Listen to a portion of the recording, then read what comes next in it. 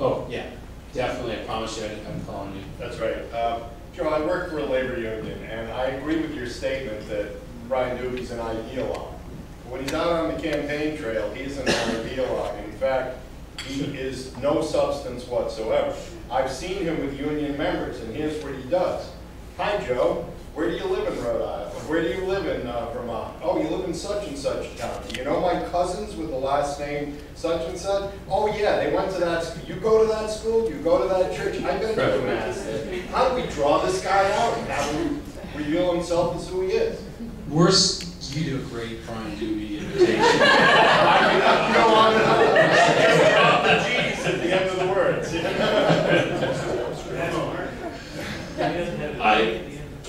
I think, look, I think people don't want to go there, is what I'm saying. I know there's a fear in the party, you know, about, oh my gosh, this guy's so horrible, we can't let him win. And therefore we're going to like, you know, kind of like really look at all these people, all I want to know is who's going to win. And look, who's going to win is not enough.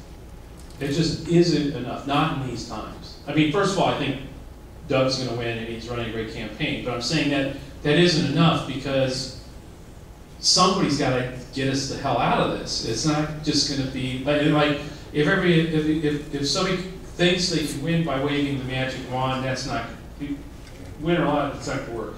I think basically people don't. This state's not ready to do this again. It really does want to change to a progressive Democrat who's got fiscal reality and is going to put people first.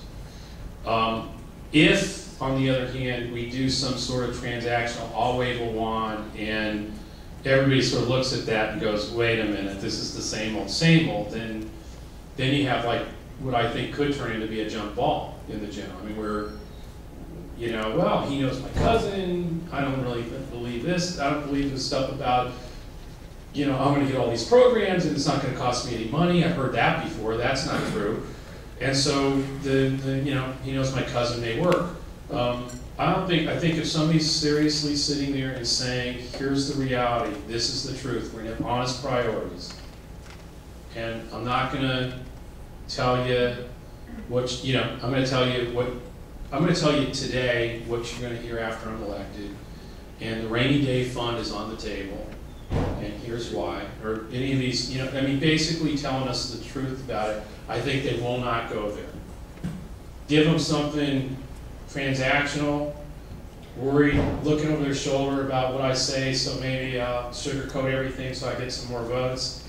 I think the country and Vermont do not want to do that. They want who's going to solve it, who's going to work across the table to find solutions, and I don't think anybody believes Brian Doobie's going to work with anybody to find solutions. He can say sweet nothings, talk to you about his cousins, but in the end, it's not going to. No one's going to become convinced. So I hope, you know, that's where I think this whole thing gets down. And by the way, I don't believe that's just true here. That's what I'm saying. I think Vermont can lead, can show the rest of the country where we need to go in terms of finding leaders that are going to talk to us as adults, treat us as adults. Yeah, a lot of it's going to be dealing with reality instead of spending beyond our means, borrowing beyond our means, and some other, and other things, but really having a plan. And yeah, that's not as good as borrowing like crazy and having a great party, but somebody's got to say, whoa, let's get real here. And I think that's where people really are at. They want somebody to say, well, let's get real here. And I really believe there's only one candidate in the race who's willing to do that and even risk some votes to do it if he needs to. Yes? I'm still really focused on the primary, I guess. It's in 3 weeks. Yes, and, that's true. You know, I know we're all talking about Doobie, but first we have to get past the primary. It's so frustrating because we don't really have polls that we can look to, you know, to look back and be comfortable and say, okay, that's going to win, we're fine. So having said that, I just wanted your take on where the different comparisons are with some of the candidates, what the stronger issues are, because it's there is a lot of focus out there on the exactly what you said,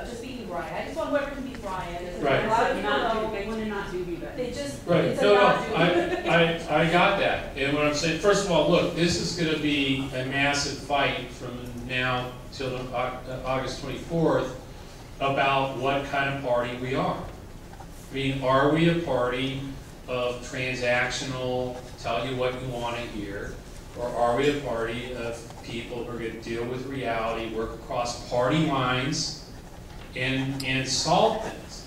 And that's it. One way or the other, we're going to do one or the other. We're not going to, this is one of the few places where you actually have a choice within the party about that. Because there's one person who isn't going to do the transactional sugar-coated for your vote thing. And there's only one. Sorry, I don't mean to be in any way disparaging the other candidates, but Doug Racine's it.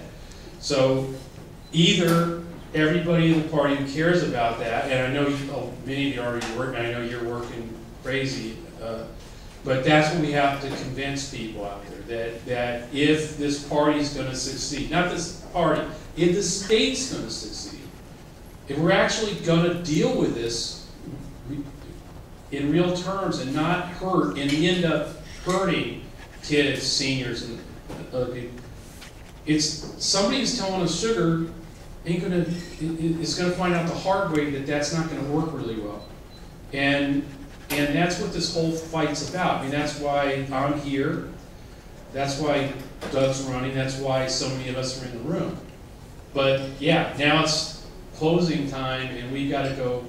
As much as people are saying, I don't know who's going to win, I just don't want to, get over it, right? I mean, now's the time. We have to push this message that there's only one candidate who really has what it takes in these times, actually been prepared, done it, been there, knows what needs to be done, and actually has the skills of pulling people, proven results of getting people together and getting some big things done.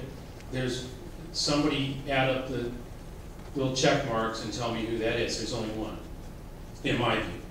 And which is why it was so easy for me to decide I was going to do everything I could to help Doug win this.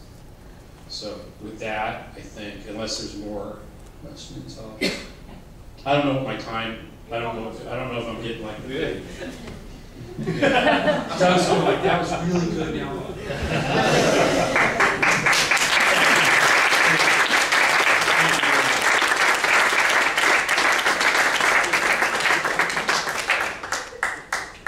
Thank you, Joe, and thank you all for being here. And we'll the food table is still open, the bar is still open, and maybe we could enjoy just some conversations, informal conversations, and I think we're here for a little bit. So thank you very, very much for being here. Thanks for being part of my campaign. We got 3 weeks to go.